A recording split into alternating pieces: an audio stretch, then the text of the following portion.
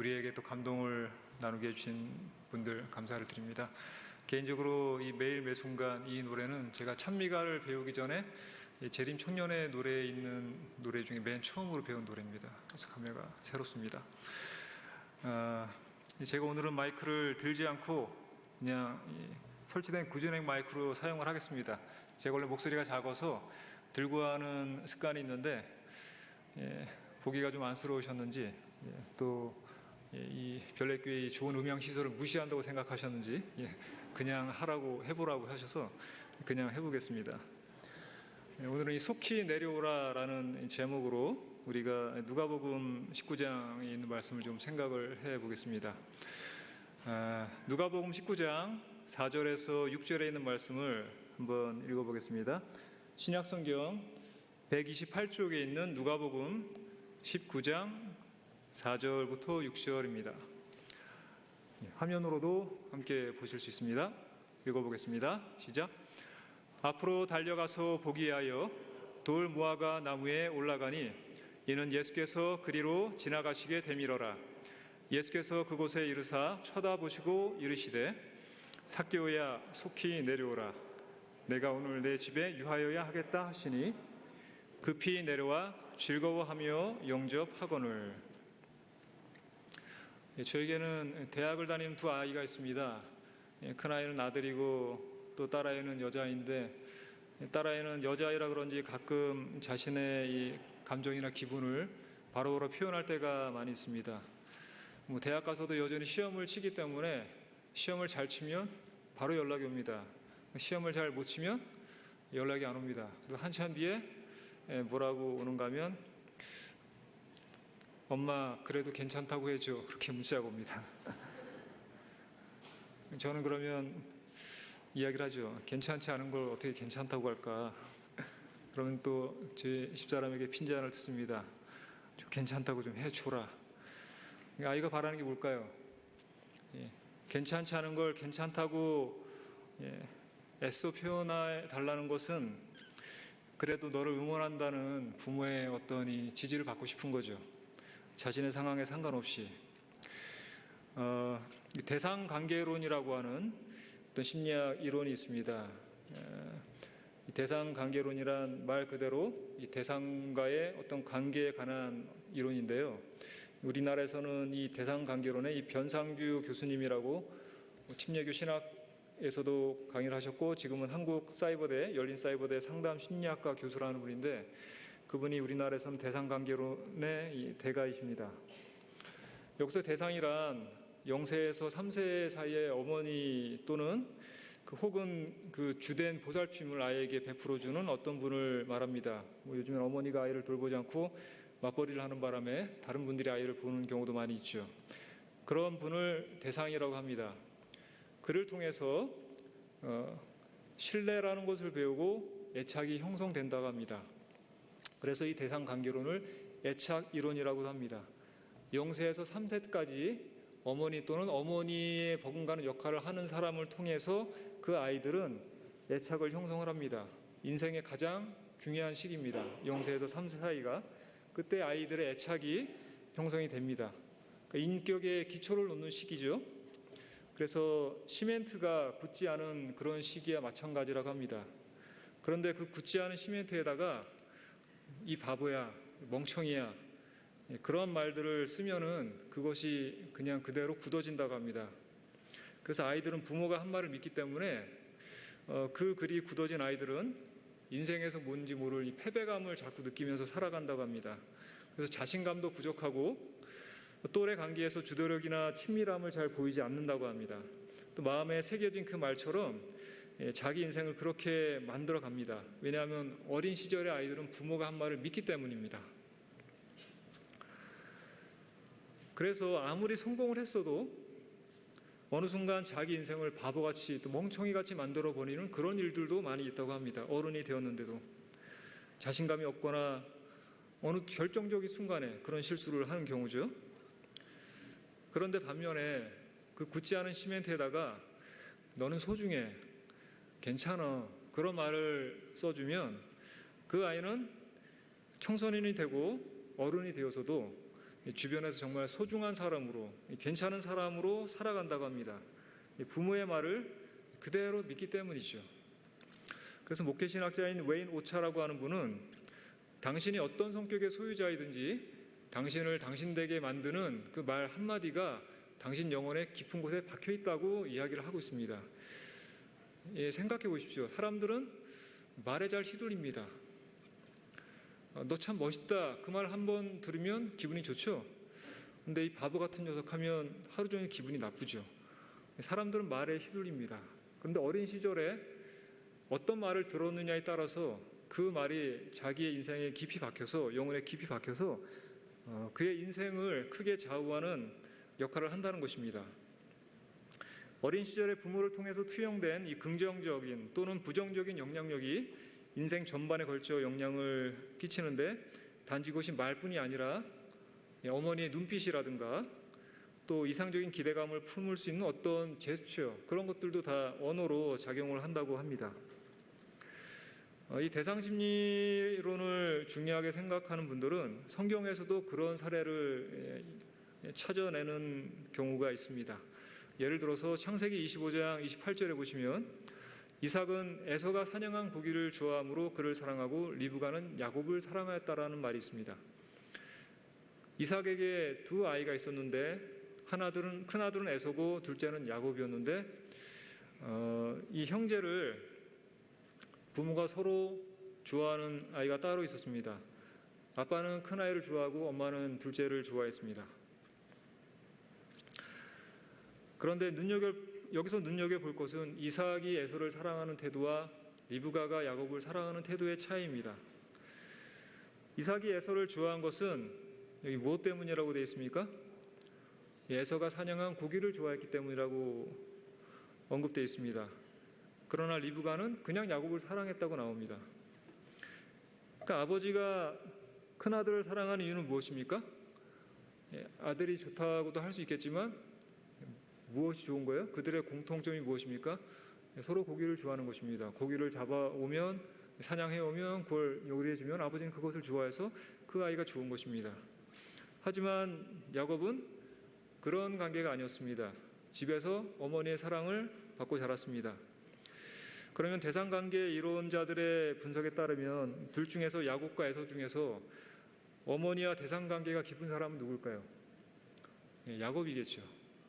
그래서 아마 야곱이 장자권을 더 중요하게 여기고 영적인 유산들에 대해서 더 깊은 관심을 가지게 되지 않았나라고 사람들은 생각을 하기도 합니다. 물론 그것이 전부는 아니겠지만 그런 사실과 무관하지 않다는 것입니다. 또 하나의 가정을 우리가 볼 수 있는데 바로 그것은 야곱의 가정입니다. 야곱은 운이 불행하게도 두 아내를 데리고 살아야 했습니다. 원래 좋아했던 여자는 동생이었는데 언니까지 같이 데리고 사는 참 기막힌 삶을 살아야 했습니다. 그래서 라헬이 낳은 자식을, 특별히 요셉을 극진히 사랑했고 레아가 낳은 아이는 상대적으로 사랑을 덜 받았습니다. 레아와 다른 여인에게 태어난 자식들은 이런 가정에서 무슨 느낌을 가지고 살아가는가 하면 거절감을 느끼면서 살아갈 가능성이 크다고 보는 것입니다. 충분히 그럴 수 있는 것입니다. 그 아이들이 거절감이라는 마음의 상처를 입고 자랐는데 그 상처를 입고 자라서 일어난 일이 나중에는 살인까지 번졌다고 또 해석을 합니다. 야곱이 에서와 화해한 뒤에 세겜 땅에 정착을 했습니다. 거기에서 외동딸 디나가 마을 사람들을 만나러, 마을에 있는 여인들을 만나러 나갔는데 거기서 그만 그 족장에게 강간당하는 사건이 발생합니다. 그런데 놀랍게도 야곱이 그 소식을 듣고 어떻게 합니까? 아무 말이 없습니다. 창세기 34장 5절에 보면 야곱이 그 딸 디나를 그가 더럽혔다 함을 들었으나 자기 아들들이 들에서 목축함으로 그들이 돌아오기까지 잠잠하였고 라고 되어 있습니다. 너무 기가 막혀서 그랬을까요? 아무리 그래도 그렇지 하나밖에 없는 딸인데 그런 일을 당했는데 딸에게 말 한마디를 안 하고 가만히 있을 수가 있을까요? 저 같으면 정말 눈이 뒤집힐 것 같습니다. 도대체 어떤 놈이야? 하면서 참을 수가 없을 것 같습니다. 온몸이 떨릴 것 같습니다. 그런데 힘들었니? 괜찮다. 그런 말 한마디 하지 않고 아무 말을 하지 않습니다. 그 딸아이에 대해서. 아들이 올 때까지 가만히 있습니다. 그 아들들은 누구의 아들들일까요? 라헬의 아들이 아닌 다른 아들들입니다. 요셉이 아닌 다른 아들들입니다. 아들들이 와서 그 사실을 듣고 노발대발을 합니다. 아버지는 가만히 있는데 오빠들은 가만히 있을 수가 없습니다. 가슴이 아프고 화가 나서 이 악행에 대해서 야곱보다 야곱의 아들들이 더 격렬하게 반응을 합니다. 나중에 그 족장인 세겜이 찾아오고 그 아비 하몰이 찾아와서 그 딸아이와 내가 결혼을 해서 문제를 해결하겠다고 합니다. 그럴 때도 야곱은 가만히 있는데 오빠들은 더 큰 소리를 칩니다. 야곱이 이 사건을 보는 시선이 좀 당혹스럽습니다. 그 딸 디나를 그가 더럽혔다함을 들었으나라고 표현이 됐습니다. 왜 하필이면 더럽혔다라는 말을 사용할까요? 이 더럽혔다라는 말은 구약에서 의식으로 사용하는 어떤 부정한 것을 표현할 때 사용하는 것입니다. 더러운 시체를 만졌거나 또 만지지 말아야 할 것, 또 죽은 시체라든가 또 부정한 짐승들을 만졌을 때 더럽힘을 당했다고. 나병 환자를 나병이 걸렸을 때 부정하다고 할 때 그런 이 부정이란 말과 똑같은 말입니다. 그런데 자기의 하나밖에 없는 딸이 그런 치욕스러운 일을 당하건대 그 사건을 표현하는 것이 그 아이가 너무나 괴로웠다, 너무나 힘들어했다, 그런 말이 아니라 그냥 더럽힘을 당했다라고 이야기를 하는 것입니다. 그 여자는 그냥 더럽혀진 여자아이가 되고 만 것입니다. 디나의 안전이나 개인적인 고통이나 그가 도덕적으로 어떤 문제에 처해 있는가에 대해서는 별 관심이 없는 것처럼 보입니다. 누구의 딸이기 때문에 그럴까요? 창세기 34장 1절에 보면 레아가 야곱에게 낳은 딸 디나가 그 땅의 딸들을 보러 갔다가 그런 일을 당했다고 표현을 하고 있습니다. 그냥 야곱의 딸이라고 하면 되는데 뭐라고 여기 되어 있습니까? 레아가 야곱에게 낳아준 딸, 그런 아이였습니다. 이 표현이 좀 의미심장하게 다가옵니다. 이 세겜 땅에서 야곱은 겨우 터를 잡고 이제 살게 됐는데 그곳에서 또다시 이 마을 사람들과 분란이 일어날까 봐 겁을 냈을지도 모릅니다. 그래서 이것을 조용하게 해결하려고 애를 썼을지도 모릅니다. 하지만 그것은 어떻게 보면 비굴한 평화죠. 아들들이 돌아올 때까지 아무 말도 하지 않고 있었습니다. 만약 그 딸이 라헬의 딸이었다면 어떻게 했을까요? 상황이 다르지 않았을까 생각할 수 있습니다. 이런 상황에서 디나의 친오빠인 레이와 시몬은 또 디나는 다 레아가 낳은 아들 딸들입니다. 레이와 시몬은 그 세겜에 있는 마을 사람들을 찾아가서 결국은 다 죽여버리고 맙니다. 살인을 저지릅니다. 강간당한 당사자에게 복수하면 그만일 텐데 그 마을 사람 전체를 다 살해하고 맙니다. 지금 여러분이 교과 공부를 하고 있는 창세기의 저자인 자쿠 두강 박사는 본인의 창세기 주석에서 야곱이 만약 이 형제들과 함께 분노했다면 형제들이 그런 일을 저지르기까지 큰 일을 벌이지는 않았을 것이라고 추측을 하기도 합니다. 왜 이 오빠들이 그런 일을 했을까요? 단순히 자기의 동생에 대한 치욕과 아픔에 대한 복수일 뿐 아니라 아버지에게 따뜻한 말 한마디 듣지 못하고 자라온 그 아버지에 대한 분노가, 억압되어 있는 분노가 그렇게 분출될 수도 있을 것이라고 대상 관계론자들은 해석을 하는 것입니다. 거절의 이 아픔이 그렇게 클 수 있다는 것입니다. 그런데 이 악순환이 거기서 끝나지가 않습니다. 라헬에게서 태어나지 않은 자식들이 당했던 이 거절감을 나중에는 누가 또 고스란히 겪습니까? 바로 동생 요셉입니다. 그는 라헬의 자식이었습니다. 요셉만 보면 저 라헬의 자식, 저 꿈쟁이 녀석, 좋은 옷만 입고 다니면서 일은 하나도 안 하고 잘난 척만 하고 다니는 녀석, 그 녀석을 이 형들이 어떻게 하려고 했습니까? 죽이려고 했습니다. 근데 차마 그렇게 하지 못하고 위대한 상인들에게 팔아버렸습니다. 그러고 나서 야곱에게 와서 뭐라고 이야기를 합니까? 요셉의 옷을 빼앗아서 찢은 다음에 양의 피를 묻혀서 아버지에게 갖다 주면서 속이죠. 짐승에게 물려 죽은 것 같습니다. 그러면서 뭐라고 이야기하는가 하면 아버지 아들의 옷인가 보소서라고 합니다. 누구의 옷이라고요? 아버지 아들의 옷. 그냥 동생 요셉의 옷이라고 하지 않고 아버지 아들의 옷이라고 이야기를 합니다. 자기의 동생이 아니라 당신의 아들의 옷입니다라고 이야기를 하고 있습니다. 어린 시절에 부모에게 받아야 할 것을 제대로 받지 못해서 겪는 이 불행의 악순환이 이렇게 무서운 것입니다. 그 불행들은 이렇게 대물림될 때가 많이 있습니다. 사람은 자신이 겪은 이 불행을 남에게 그대로 가하는 경우가 참 많죠. 자기가 당한 대로 절대로 나는 그렇게 안 할 거야 라고 하는데 똑같이 자식에게 그렇게 합니다. 자기가 당한 대로 후임병들을 군대에서는 구타합니다. 괴롭힙니다. 불우한 과거의 그늘에서 우리가 벗어날 수 있는가 쉽지가 않습니다. 그 악순환의 고리를 어떻게 하면 끊을 수 있을까요? 심리학자들은 이런 제안을 합니다. 여러 가지가 있는데 첫째는 좋은 부모의 롤 모델을 다시 만나면 된다고 합니다. 성인이 되어서 나는 그런 부모에게서 자라지 못했지만 정말 훌륭한 부모의 롤 모델을 어디서 봤어요. 그런 분들과 만나고 접촉해서 부모에게 받지 못했던 것을 성인이 되어서라도 받으면 그가 치유될 확률이 높다고 합니다. 또 두 번째로는 나를 사랑해주는 안정된 사람들을 많이 만나게 되면 또 이 애착 유형이 불안정형에서 안정형으로 바뀔 수 있다고 이야기를 합니다. 어린 시절에 형성된 이 원형을 교정해 주는 것이죠. 그런 사람은 여러 사람이 될 수 있습니다. 한결같이 아껴주고 사랑해주는 그런 대상인데요. 선생님이 될 수도 있고 친구가 될 수도 있고 또 연인이 될 수도 있고요. 또 다른 어른이 될 수도 있고 자기의 상담자가 될 수 있고 배우자가 될 수도 있습니다. 그런 사람을 잘 만나면 어린 시절의 아픔이 치유가 되는 것입니다. 새로운 그림이 그려지는 것입니다. 결국은 이런 일을 당했을 때 그 문제의 순환의 고리를 끊는 사람은 누구여야 한다는 것입니까?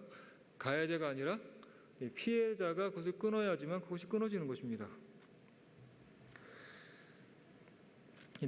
나를 가해한 사람을 용서해야 하고 잘못된 흔적을 어떤 도움을 받아서 덮고 새로운 그림을 그릴 수 있어야 그런 사람들을 만나고 그렇게 해야 해결될 수가 있다는 것입니다. 그렇게 해서 해결되는 사람들이 한 25% 정도, 한 4명 중에 한 사람이 그런 식으로 해결을 할 수 있다고 합니다. 통계적으로. 그럼 야곱의 가정의 불행의 사슬은 누가 끊었습니까? 요셉이 끊었습니다. 형들에게 죽을 뻔했다가 결국 상인들에게 팔려서 이집트로 노예로 팔려간 요셉이 그것을 끊어버렸습니다. 그가 그곳에서 총리가 되어서 형들을 다시 만났습니다. 관계가 역전됐습니다. 그러나 그는 형들처럼 복수로 또 대응을 하지 않고 자기가 당한 대로 남들에게 똑같은 방식으로 학대를 하지도 않습니다. 그는 이집트에서 살 때도 철저하게 버림당한 사람들이 흔히 선택하는 그러한 길을 걷지 않습니다. 버림당한 사람들은 어떤 길을 주로 선택합니까? 감각적인 쾌락에 빠지거나 그렇게 해서 자기 어떤 도덕적으로 무감각해지면서 자포자기를 하거나 또는 충분히 그는 요셉은 그렇게 충분히 그럴 수 있었습니다. 그러나 요셉은 형들을 만났을 때 용서합니다. 여러분 이게 쉬운 일일까요? 결코 쉽지 않습니다. 누군가 나를 괴롭게 했던 사람들을 만나면 그 사람과 비슷한 사람의 모습만 봐도 마음이 불편하고 가슴이 벌렁거리는 경우가 있을 것입니다. 저는 머리가 흰 어떤 여자분에게 폭언을 당한 경우가 있었는데 한동안 머리가 흰 여자분들만 보면은 갑자기 속에서 뭔가가 막 올라오려고 그런 경험이 있었습니다. 그런데 전혀 상관이 없는데 정말 이상하더라고요. 그래서 애를 썼습니다. 갑자기 내가 지금 왜 이러지? 저 사람은 그 사람이 아닌데. 그런데 그 당사자를 요셉이 봤을 때 어땠을까요? 형들을 만났습니다. 그러나 그 형들을 용서합니다. 하나님께서 이것을 하신 것이라고 이야기를 합니다. 어떻게 그게 가능했을까요? 영감적인 저술가인 엘렌 화이트는 부자와 선지자라는 책에서 이렇게 이야기를 합니다. 형들에게 팔려서 이집트로 갈 때 그가 마음속으로 결심한 것이 있었습니다. 그때 요셉의 생각은 아버지의 하나님께로 향했다. 요셉은 자기 조상들의 하나님이 자기의 하나님이 되시리라는 것을 믿었다. 거기서 그는 여호와께 자기 자신을 완전히 헌신했고 자신이 유랑하는 땅에서도 이스라엘의 수호자 하나님께서 자기와 함께 계시기를 기도했다. 자, 요셉은 정말 끔찍한 일을 겪고 이집트로 팔려가서 가족들과 다 떨어지는 그러한 꿈에도 생각 못한 상황 속에서 정신을 가다듬고 누구를 롤 모델로 찾고 있는 것입니까? 누구를 다시 나의 부모로 삼고 있는 것입니까? 바로 아버지의 하나님, 조상들의 하나님이 나와 함께 하실 것을 믿고 그분에게 나와 함께 하시기를 기도했다고 했습니다. 그래서 그가 이집트에서 한 집의 종으로 살면서도 또 억울한 일을 거기서도 당해서 감옥에 갇히면서도 또 애굽의 왕궁에 있을 때도 사람들이 그와 함께 하나님이 계신 것을 다 보았다고 기록하고 있습니다. 이렇게 할 때만 이 거절감의 악순환의 고리는 끊어지는 것입니다. 신약에도 그런 사례를 엿볼 수 있는 이야기가 하나 있는데 그것이 바로 오늘 저희가 읽은 이 삭개오의 이야기입니다. 삭개오라는 사람이 있었습니다. 그런데 그 사람은 세리장이고 또 부자라고 했습니다. 여러분, 이 한 절에 누가복음 19장 2절의 이 한 구절에 우리가 생각해 봐야 할 단어들이 있습니다. 그의 이름은 삭개오였습니다. 삭개오란 깨끗하다라는 뜻입니다. 순수하다라는 뜻입니다. 그런데 그의 직업은 무엇입니까? 세리장입니다. 또 부자입니다. 세리장은 무슨 일을 하는 사람인가? 그 당시 이스라엘은 로마라고 하는 대제국의 압제를 받고 있었습니다. 이 로마에서는 이 식민 통치를 받고 있는 나라들의 이 불쌍한 사람들에게 세금을 갈취해서 자신의 국고를 채우고 있었는데 이 세리들은 바로 이 로마의 힘을 등에 업고 자기의 동족들에게 세금을 떼어가는 사람이었습니다. 완장을 차고 동족들에게 정말 하기 힘든 그런 일을 하는 사람이었습니다. 그런데 삭개오는 그 중에서 세리장입니다. 직책이 가장 높다 하기보다 이 말은 보험 영업사원으로 치면 가장 실적이 좋다는 이야기입니다. 세리 중에 왕초라는 것입니다. 세리의 왕, 왕세리. 가장 잘 사람들의 돈을 갈취해 가는 사람이라는 것입니다. 그래서 부자가 됐습니다. 그럼 이 부자는 그 돈을 모은, 재산을 모은 방법이 깨끗한 방법이었을까요? 아니면 좀 좋지 않은 방법이었을까요?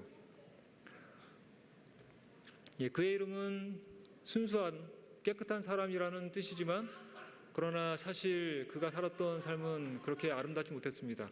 깨끗하지 못했고 또 떳떳하지 못한 그런 삶을 살고 있었습니다. 그런데 그가 마음에 어떤 생각이 드는가 하면 예수라는 사람이 어떤 사람인가 보고 싶은 생각이 들기 시작했습니다. 하지만 그는 또 어떤 사람인가 하면 키가 작아서 또 사람이 많아서 예수님을 보기 어려운 그런 상황에 처해 있는 사람이었다고 설명되어 있습니다. 여러분, 삭개오가 세리장이고 또 부자로 살았는데 왜 그런 삶을 살았을까 하는 단서를 키가 작다는 것에서 찾는 사람들이 있습니다. 이 키가 작다는 말은 헬라어로 미크로스, 영어로 마이크로 하면 아주 작다는 뜻이고 또 수치로 따지면 100만 분의 1이 마이크로입니다. 그러니까 얼마나 작은 것입니까? 삭개오는 아주 키가 작은 사람인 것 같았습니다. 성경에서는 지극히 작은 자 한 사람에게 한 것 할 때 호 미크로스라는 말을 씁니다. 또 어린아이를 영접하라, 이 소자 하나를 함부로 하지 말라, 실족하게 하지 말라고 할 때 이 소자가 바로 어린아이가 이 미크로스입니다. 작은 아이. 삭개오는 그렇게 작게 태어났고 작게 자랐을지 모릅니다. 그러면 그는 무엇을 느끼면서 살 가능성이 높습니까? 어릴 때부터 핸디캡을 느끼고 살 가능성이 높습니다. 키가 작아서 소외를 받고 놀림을 받고 따돌림을 당하고 또 모멸감을 느끼면서 살 수도 있는 것입니다. 키가 작으면 또 덩치 큰 아이들이나 힘센 아이들이 자꾸 괴롭히죠. 작은 아이들을 괴롭히니까 정말 어릴 때부터 여러 가지 다른 아이들이 겪지 못하는 그런 힘든 일들을 겪고 자랄 수도 있을 것입니다. 그런 사람들은 어떤 반응을 보일까요? 배척당하는 사람들이 보이는 네 가지 반응들을 정리를 해보면, 첫째는 동료의 압력에 타협을 합니다. 그냥 굴복해 버리는 것입니다. 그냥 무너져 버리는 것입니다. 또는 남의 이목을 끌기 위해서 비정상적인 행동 장애를 일으킵니다. 또는 한 분야에서 탁월함을 입증해서 이 사람 아주 독한 사람이죠. 그나마 좀 뭔가 강단 있는 사람이죠. 탁월함을 입증해서 인정받으려고 합니다. 또는 안타깝지만 무기력에 빠져서 자살을 시도하거나 또 공격적으로 변하는 그런 경우도 있습니다. 삭개오는 이 셋 중에 어떤 유형으로 자란 사람이라고 생각할 수 있을까요? 한 분야에서 탁월함을 인정받으려고 애를 쓴 사람이지 않을까 싶죠. 그렇게 해서 그는 부자가 되기 위해서 수단과 방법을 가리지 않고 내가 다른 사람보다 잘할 수 있는 게 무엇일까? 힘도 없고 운동도 못하고 다 딸리는데 키도 작고 부자가 되기 위해서 자기가 택했던 방식이 세리의 길일 수도 있습니다. 여러 가지 원인이 있겠지만 어쨌든 삭개오는 세리가 되었습니다. 키가 작은 삭개오가 세리가 되었습니다. 그래서 부자가 되었습니다. 세리 중에서도 세리의 왕초가 되었습니다. 아주 그 일을 너무나 잘하는 사람이 되었습니다. 그럼 이 사람은 행복할까요? 돈이 많습니다. 키는 좀 작지만 돈이 많고 나를 함부로 아무도 건드릴 수 없습니다. 행복합니까? 떳떳할까요? 그렇게 사는 사람도 있을 것입니다. 그렇게 생각하면서. 그러나 이 친구는 그렇게 생각하지 않았던 것 같습니다. 요즘 이민진 씨의 소설 파친코라는 이 소설이 드라마화돼서 인기를 얻고 있다고 하는데 보신 분들도 있을 것입니다. 저는 본 적은 없고, 그러나 이 파친코라는 소설이 어떤 책인지는 설명을 통해서 살펴본 적은 있습니다. 이 파친코라는 책은 재미교포인 작가가 제일교포들의 해방 이후의 이 삶을, 그 힘든 삶을 묘사한 책이라고 하죠. 동병상련이죠. 교포가 교포의 어려운 삶을 역사적으로 조명한 것입니다. 해방 이후에 또 6.25 이후에 제일교포들이 일본에서 타국인으로 서름을 받고 또 가난과 고통에 시달리면서 살아남기 위해서 그들이 선택한 가장 빨리 성공할 수 있는 하나의 도구가 무엇이었습니까? 바로 이 빠친코였습니다. 일본에서 허가받은 도박 기구 빠친코를 통해서 이 사람들이 자신들의 터를 닦고 돈을 벌어서 부자가 됐습니다. 그 과정에서 수년 동안 자신들이 간직했던 가치관들을 저버리는 사람도 있었고, 또 인륜을 배반한 사람도 있었고, 또 목숨을 버리는 그런 사람들 일도 있었습니다. 그러한 상황들이 이 책에서 전개가 된다고 합니다. 제가 다 읽어보진 않았고 읽어볼 마음은 없지만 이야기를 들으면서 설명만 들어도 가슴이 답답해졌습니다. 결국 이 이야기의 결말이 뭔가 하면 성공하고 번영해서 잘 살았다가 아닙니다. 이렇게 살고 있다라는 이야기입니다. 답답하게 끝납니다. 그게 어디에서 일어나는 일들입니까? 이 해 아래서 일어나는 일들인 것입니다. 삭개오라고 하는 이 세리는 그의 지금 어쩌면 이 제일교포들이 운영하는 이 파친코의 일을 하는 것이 아닐까 막연히 생각이 들었습니다. 그것을 단순히 성공이라고 생각하면 그 사람은 정말 불쌍한 사람이죠. 그러나 삭개오는 적어도 그런 사람은 아니었던 것 같습니다. 그는 누구를 보고 싶어 했습니까? 예수께서 어떠한 사람인가 하여 보고자 했다고 했습니다. 박노해 시인은 이런 말을 했습니다. 자기밖에 모르는 삶은 흔한 비극이다. 자기마저 모르는 삶은 더한 비극이다. 근데 적어도 이 삭개오라는 사람은 내가 누군지는 알고는 있었던 것 같아요.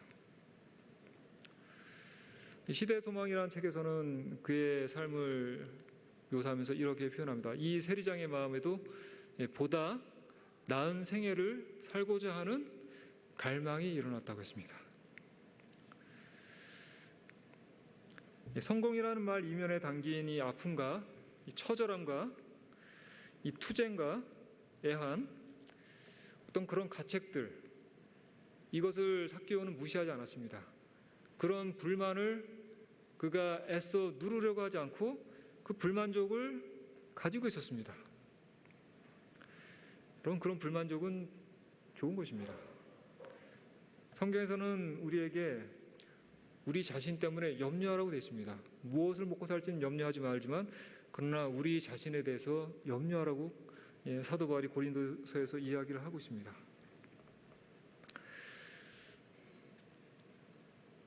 이 마틴 루터 킹이 그랬나요? 거룩하게 불만족하라고. 우리에겐 그런 거룩한 불만족이 있어야 합니다. 우리의 삶의 이 모습이 괜찮은 것 같지만 우리가 다 이렇게 정장을 입고 넥타이를 매고 사람들 앞에 멋있게 살고 있지만 그러나 내가 그렇게 괜찮지 않다는 사실을 느낄 수 있는 사람들이 되어야 합니다.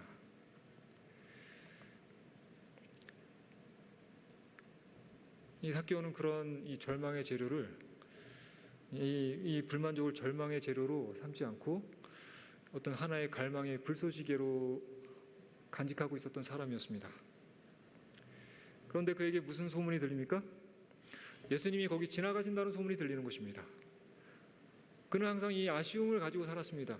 사람들은 나를 어떻게 볼지 몰라도 나를 무서워하는 사람이나 나를 어려운 사람이 있고 나를 또 뒤에서 비방하고 또 손가락질하는 사람이 있겠지만 자기는 지금 그것이 중요한 것이 아니라 그는 예수가 지나간다는 그 말을 듣고 갑자기 마음에 뭔가가 일어나고 있습니다. 키가 작고 사람이 많아서 할 수 없어 앞으로 달려가서 보기 위하여 돌 무화과 나무에 올라가니 이는 예수께서 그리로 지나가시기에 됨이로라. 그분은 세리하고 어울리는 분이라는 소식을 그가 들었습니다. 죄인들의 친구라는 이야기를 들었습니다. 그럼 나 같은 사람하고도 만날 수 있겠네? 호기심이 생기고 궁금해집니다. 어린 시절의 부정적인 영향의 그늘에서 벗어나기 위해서 그는 새로운 롤모델을 찾았을지 모르는데 그럴 만한 분이 지금 이 동네에 지나가신다고 하는데 적어도 나를 만나면 어떤 나의 속에 대해서 이야기를 만약 할 수 있다면 이해해 줄 수 있는 그런 분이 아닐까 생각을 하면서 찾아갔을지도 모르겠습니다. 내 이 굳어진 관계의 원형을 다시 싹 위에 덮어서 새롭게 거기를 도마를 해서 새로운 글씨를 써줄 수 있는 그런 분일지도 모르겠다는 생각을 했을 수도 있습니다. 그래서 그가 그분을 찾으러 갔습니다. 여러분, 누군가를 보고 싶어서 만나고 싶어서 정말 마음이 간절했던 적 있으십니까? 이 삭개오와 같은 사람이 구약에 있었다면 누굴까요? 구약 성경에서 삭개오와 같이 누군가를 간절하게 이러한 분을 보고 싶어서 갈망했던 사람이 하나 있습니다. 선지자가. 누굴까요? 바로 모세죠. 모세가 시내산에 올라가서 그는 시내산을 7번도 더 올라갔습니다. 적어도 7번은 올라갔는데 그렇게 많이 올라갔는데 누구를 보고 싶다고 했어요? 하나님의 영광을 보고 싶다고 했습니다. 힘을 얻고 싶은 것입니다. 자기가 하고 있는 이 일이 옳고 바른 일이지만 반드시 해야 할 일이지만 힘이 들 때는 나를 동조해주고 응원해주고 그것을 주도하시고 또 밀어주시는 분의 얼굴을 보고 싶어 하는 것입니다. 뭔가 나와 같은 이 동지의 이 서포트를 받고 싶어 하는 것입니다. 제가 아는 어떤 분은 아들이 결혼을 했는데 결혼하고 나서 그 아들이 아파트에 이제 새 가정을 꾸미고 떨어져 살았습니다. 이분은 강북에 살고 거기는 또 강남에 사는데 이 며느리가 좀 어렵죠. 근데 아들이 보고 싶어요. 그 남편에게 근데 함부로 갈 수 없죠. 요 젊은 세대의 그 아들을 어떻게 보러 갑니까? 며느리의 남편이죠. 자기 아들이 아니라 사돈의 사이 아닙니까? 근데 보고 싶어요. 그래서 남편에게 거기 좀 가자고. 가도 돼? 가자고. 가서 아파트 한 바퀴만 일단 돕시다 그래요. 한 바퀴를 삥 돌고 됐어요. 집에 갑시다. 이거 같아요. 아들이 보고 싶은데 보지는 못하지만 거기만 돌고 와도 마음에 힘을 얻는 것입니다. 그럴 때가 있습니다. 그 대상이 누군지 모르지만, 그래서 우리는 항상 핸드폰에 가족들의 또 사랑하는 사람들 사진을 많이 간직하고 다니지 않습니까? 휴대폰에.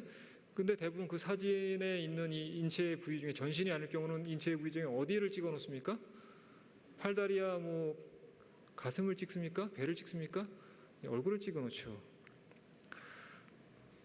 모세가 그랬는데 신약에서 삭개오가 예수님을 그렇게 보고 싶어 합니다. 상당히 비슷한 부분이 많이 있습니다. 하나님이 모세 앞으로 지나갔는데 예수님은 이 삭개오가 있는 곳을 지나가십니다. 모세는 바위 뒤에 숨어서 하나님을 보았습니다. 그냥 보면 죽으니까. 삭개오는 돌 모아가 나무 위에 올라가서 그 예수님을 보려고 합니다. 그와 같이 간절한 마음으로, 모세 못지않게 간절한 마음으로 하나님의 아들을 찾던 사람이 여기 있습니다. 수많은 사람이 예수님의 주위를 두르고 있었지만 그 누구보다도 간절한 마음으로 그분을 보고 싶어 하는데 보지 못해서 돌 무화과 나무로 올라간 사람이 여기 있는 것입니다. 여러분, 나무로 기어 오른다는 것은 정말 우스꽝스러운 일입니다. 나이 많은 사람이. 세리의 왕초가 그런 일을 한다는 것은 참 우스꽝스러운 일이지만, 여러분, 이것만큼 비장하고 가감한 결단이 또 있습니까? 그는 자신의 체면을 버리고 지금까지 자기의 모든 이 명예를 버리고 사람들의 눈총을 개의치 않고 오직 예수라는 그분의 얼굴을 보고 싶을 뿐입니다. 그런데 지금 갈 수가 없습니다. 할 수가 없다고 했습니다. 사람들이 많아서 할 수가 없었습니다. 그래서 어떻게 했습니까? 할 수 없이 나무에 올랐습니다. 더 이상 내가 이런 삶을 성공이라고 생각하지 않고, 이런 삶을 내가 만족하고 계속 가지 않고, 안주하지 않고, 주저앉지 않겠다는 정말 큰 각오를 가지고, 각오의 모든 굴레를 끊어버리겠다는 마음을 가지고 그는 어디로 올라갑니까? 저 높은 곳을 향하여 그런 심정으로 지금 돌무화과 나무로 올라가고 있는 것입니다. 그 나무로 올라가는 것은 우스꽝스러운 일이 아니라 더 숭고한 삶을 살고 싶은 갈망을 가지고 가지를 하나하나 밟고 올라가는 것입니다. 그래서 내가 꼭 그런 삶을 살겠다는, 내 삶이 정말 그러한 지점에 올라가게 하겠다는 마음으로 그가 올라갔을 것입니다. 마치 12해 동안 혈루증을 앓았던 여인이 예수님의 옷자락을 온 힘을 다하여 만졌던 것처럼 그가 그 나무를 온 힘을 다하여 올라갔을 것입니다. 그러한 삭개오를 예수님이 그냥 지나칠 수 있을까요? 예수님은 그런 분이 아니었습니다. 예수님은 가다가 걸음을 멈추고 나무를 우러러 보시면서 삭개오야 속히 내려오라, 내가 오늘 내 집에 유하여야겠다라고 이야기를 하십니다. 이 속히라는 말을 어떤 분들은 종말론적인 용어라고 합니다. 내가 속히 오리라. 속히란 말에는 어떤 감정이 담겨 있습니까? 정말 보고 싶은, 꼭 만나고 싶은 간절함이 담겨 있는 것입니다. 속히 빨리 내려와, 삭개오야. 내가 오늘 너희 집에서 좀 자고 싶다. 여러분, 성경에 적어도 기록상으로 예수님이 이 땅에 오셔서 누구의 집에 가서 너와 함께 이 밤을 새고 싶다라고 이야기했던 사람은 삭개오가 유일합니다. 예수님은 삭개오에게 나는 너랑 한밤을 보내고 싶다라고 지금 부탁을 하고 계십니다. 이거 요청을 하고 계십니다. 여러분, 이것은 요청입니까? 요청이 아니라 수락을 하고 있는 것입니다. 호의를 구하는 것이 아니라 삭개오에게 선물을 베풀고 있는 것입니다. 저는 그분의 이 말씀이 삭개오의 인생의 이정표를 바꾼 쐐기가 되었다고 생각을 합니다. 매일경제 2021년 11월 18일에 인생을 변화시키는 말 한마디라는 기사가 나오는데요. 거기에 비행 청소년의 교정시설에서 지도교사들이 그 청소년들을 다루는 모습을 취재한 기자의 취재 일기가 소개가 되었습니다. 교정 시설에서 이 지도 교사들이 학생들에게 이제 여러 가지 일을 시키는데 청년들에게 일을 잘 해오는 아이들이 있답니다. 특별히 일을 잘 해오는 아이들에게 칭찬을 너무 잘하면 안 된대요. 적절하게 칭찬하고 말아야 한다고 합니다. 왜냐하면 그 아이들은 강제적인 일을 하는 곳에 와 있기 때문에 어차피 욕을 안 먹으려면 일을 열심히 할 수밖에 없습니다. 그런 아이들을 너무나 칭찬을 많이 하면 뒤에서 비웃는다고 합니다. 아이들이 왜 칭찬을 하지? 그런데 아이들이 그런데 그런 모습을 보고 있는데 어느 순간에 갑자기 나이가 지긋한 할머니가 거기서 식자재 상자를 옮기고 있다가 무거워서 비틀거려서 위험해 보였는데 옆에 있던 한 청소년이 반사적으로 그 할머니를 부축해 줬습니다. 그리고 그 할머니를 도와줬어요. 그 모습을 지켜보고 있던 이 교사가 갑자기 눈이 반짝이더니 할머니를 돕는 일을 다 마치고 가려고 하는 그 아이의 옆을 슬쩍 지나가면서 툭 치면서 이렇게 이야기를 했다고 합니다. 오, 너 보기보다 참 멋있다. 별다른 목적이 없는 의도하지 않은 선행을 이 교사가 놓치지 않고 칭찬해 줬습니다. 그날 이 청소년이 밤에 잠을 이루지 못했다고 합니다. 그리고 나도 괜찮은 구석이 있는구나라는 생각을 했다고 합니다. 그래서 그 이후에 이 친구의 생활이 행동이 눈에 띄게 달라졌다고 합니다. 아무런 의도나 목적도 없이 하는 그런 행동에서 나타나는 그 내면 속에 있는 이 긍정적인 인간의 어떤 이 측면을 이 교사가 놓치지 않고 그것을 찾아서 반응해 준 것입니다. 사람은 그런 반응에 영향을 많이 받습니다. 그런 칭찬이야말로 진짜 칭찬인 걸 알기 때문입니다. 예수님은 그런 순간을 놓치지 않았습니다. 그래서 보이지도 않는 이 나뭇잎에 가려서 가지에 있는 그 삭개오를 쳐다보시고 말씀을 하십니다. 너희 집에 가서 내가 오늘 좀 자야겠다. 자, 이것은 요청이 아니라 선물인 것입니다.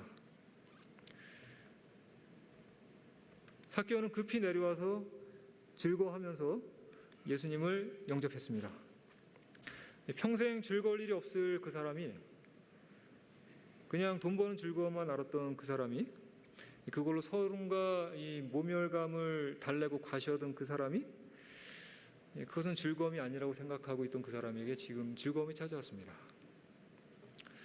그날 삭개오가 뭐라고 했는가 하면 주님, 제 소유의 절반을 가난한 자들에게 나눠주고 만일 누구의 것을 속여 뺏은 것이 있으면 4배로 갚겠습니다 라고 이야기를 했습니다. 그날 그는 파산했을 거라고 생각하는 사람들도 있습니다. 그날 그는 재물을 포기했지만 자기의 자존심이고 존재의 기반이었던 모든 것을 내려놓은 것입니다. 그러나 그날 예수님께서 삭개오에게 오늘 구원이 이 집에 이르렀으니 라고 선언을 하십니다. 가난해진 그날 그가 구원을 받은 것입니다. 예수님은 늘 우리 앞을 지나가고 계십니다. 그러나 우리가 단지 예수님 만나기 어려운 상황들이 많이 있을 뿐입니다. 그분께 나아가는 길을 막고 있는 것이 무엇일까요? 내가 좋아하는 일일 수도 있고 재미있는 어떤 취미일 수도 있고 쾌락일 수도 있고 또 욕심일 수도 있습니다. 또는 괜찮은 사람들일 수도 있습니다. 함께 신앙을 하는 사람들일 수도 있습니다. 예수님을 따라가는 사람들 때문에 내가 그 예수님 만나지 못할 수도 있습니다. 하는 수 없으니까 어떻게 합니까? 그럴 때는 나무라도 올라가는 것입니다. 여러분, 우리가 뭔가 바꾸고 싶은데 더 이상 내 삶이 불만족스럽고 뭔가 새로운 변화가 시작되어야 한다고 생각하는데 좀처럼 그것을 할 수 없도록 우리를 막는 여러 가지 일이 있을 때, 또 그런 사람들이 있을 때 여러분 나무를 찾으십시오. 여러분의 주위에 돌무화과 나무가 있을 것입니다. 할 수 없을 때 그 나무에 오르는 것은 우스꽝스러운 것이 아닙니다. 우리의 삶의 분수령이 될 수도 있는 또 하나의 전환점이 되는 것입니다. 오늘 이 저녁에 우리 앞을 지나가시는 그 예수님 앞에서 우리가 서성이지 않고 나무 위로 올라가서 그분을 만날 수 있는 저와 여러분이 되길 바라며 말씀을 마치겠습니다.